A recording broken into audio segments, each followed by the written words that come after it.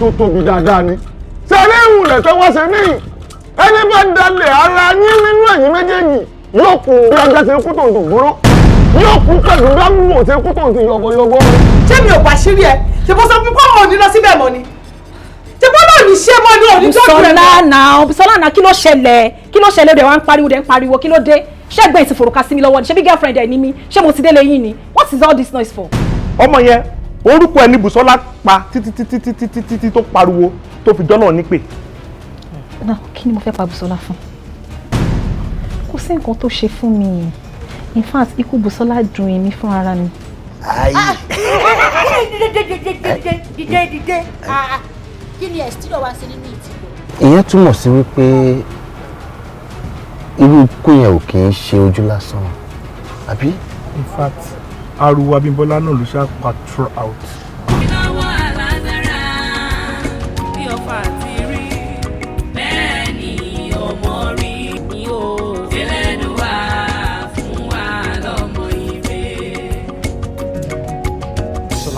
Surely is not so those try to understand me. Surely book it over here. Platonic relationship la so no attachment.